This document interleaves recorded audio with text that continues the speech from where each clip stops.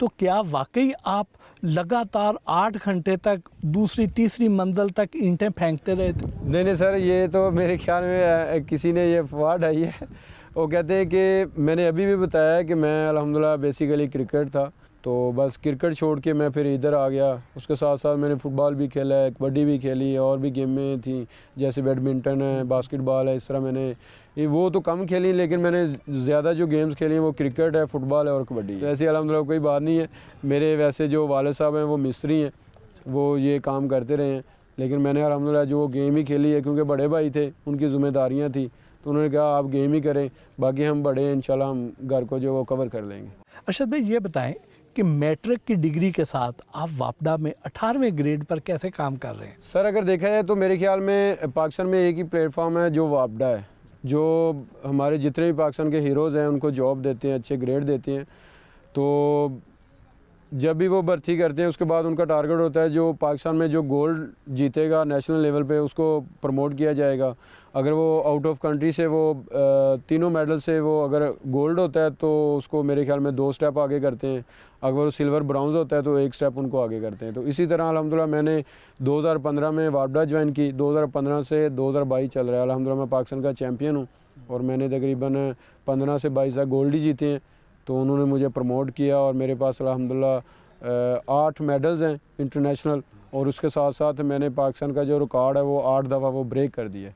और इसके साथ साथ मैंने इंटरनेशनल मेडल जीते हैं, 4 जो इंटरनेशनल मेरे पास रिकॉर्ड है, और जहाँ पे मैंने अल्हम्दुलिल्लाह गोल्ड जीता है, और उसी के साथ मैंने उस गेम का रिकॉर्ड भी किया। अरशद साहब, जिस तरह अभी ये भाई ने अपनी तवक्कुआत का इज़हार किया, पूरे पाकिस्तानी कौम की तवक्कुआत भी आपके साथ जुड़ी हुई हैं, तो क्या हम उम्मीद कर सकते हैं कि जो ओलंपिक्स में जब आप जाएंगे तो आप वहाँ पे 100 मीटर आप क्रॉस कर जाएंगे? जी बिल्कुल, जैसा कि अल्हम्दुलिल्लाह एथलेटिक फेडरेशन जनरल कमसाई साहब का अल्हम्दुलिल्लाह बड़ा साथ रहा है, जैसे वापडा ने हमें जॉब दी है, इसी तरह मेरे ख्याल में गवर्नमेंट भी तावन करे।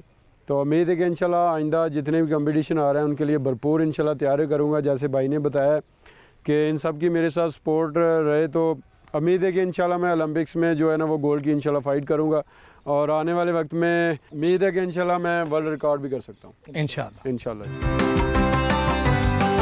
घर के सामने कायम अरशद नदीम सुखेरा ग्राउंड में मुनक़िदा क्रिकेट टूर्नामेंट में शिरकत की, क्रिकेट भी खेली।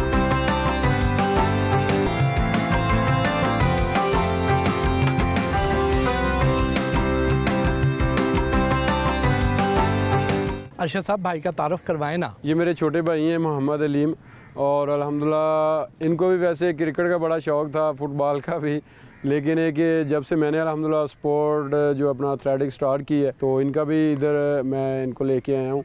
तो इन्होंने अल्हम्दुलिल्लाह जेवलिन थ्रो में जो है वो डिवीज़न विन किया हुआ है, और उम्मीद है कि इंशाल्लाह आने वाले वक्त में पाकिस्तान का ज़रूर पूरी दुनिया में नाम रोशन करेगा। मैं ये भी चाहूँगा कि अगर छोटे भाई हैं मेरे, इनको भी इंशाल्लाह वापडा अगर जॉब देती तो उम्मीद है कि इंशाल्लाह आने वाले वक्त में ये भी पूरी दुनिया में मेरी तरह पाकिस्तान का जो नाम है वो ज़रूर इंशाल्लाह रोशन करेगा इंशाल्लाह। अलीम, आपने अब तक सबसे ज़्यादा लंबी थ्रो कितनी की है?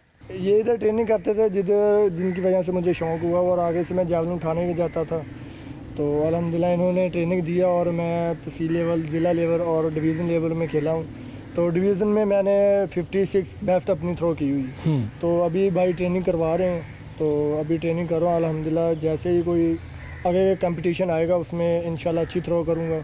पाकिस्तान के लिए जैसे भाई बाहर खेला है उनके लिए मैं भी पाकिस्तान के लिए बाहर खेलूँ, जैसे पाकिस्तान के लिए भाई ने नाम रोशन किया वैसे अल्हम्दुलिल्लाह मैं रोशन करूँगा। कहीं पर भी हल्की थ्रो हो जाए तो कहीं इतने बड़े आदमी का भाई और थ्रो छोटी। हाँ, ये अक्सर काफ़ी जगह पे होता है, क्योंकि बात का नहीं भी थ्रो होती। हाँ, तो वो कहते हैं यार क्या बात है आपने इतनी छोटी थ्रो क्यों की है। हाँ, तो ये थ्रो बाई चांस होती है, कभी अच्छी भी लग जाती है और बात का कभी लोगों का प्रेशर भी होता है, उनकी वजह से नहीं भी लगती है। और जब भाई का नाम आ जाता है तो उनमें ज़्यादा प्रेशर आ जाता है कि यार मैं थ्रो कम करूँगा तो मेरी वजह से भाई का नाम ज़्यादा बदनाम होगा। तो भाई के नाम का फ़ायदा है या नुकसान है? फ़ायदा भी अल्हम्दुलिल्लाह फ़ायदा ज़्यादा है और नुकसान तो कम है, ज़्यादा फ़ायदा ही है।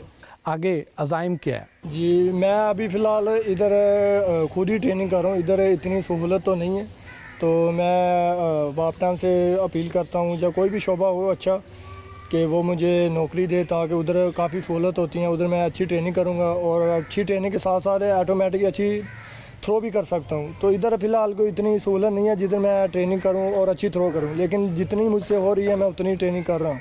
उसके बावजूद से मेरी ये थ्रो बहुत अच्छी है। तो मैं हुकूमत से या डिपार्टमेंट से अपील करता हूँ ताकि मुझे वहाँ जॉब मिल जाए और जॉब के साथ साथ उधर ट्रेनिंग अच्छी करूँगा। बेहतर तो यही है कि मुझे वापटा में जॉब मिल जाए, क्योंकि उसके लिए आसानी हो जाएगी कि मुझे बाई ट्रेनिंग करवाएगा और बाई के साथ मैं जब ट्रेनिंग करूँगा तो अच्छी थ्रो भी कर सकता हूँ। तो मैं अपील करता हूँ ताकि मुझे जॉब दी जाए इंशाल्लाह।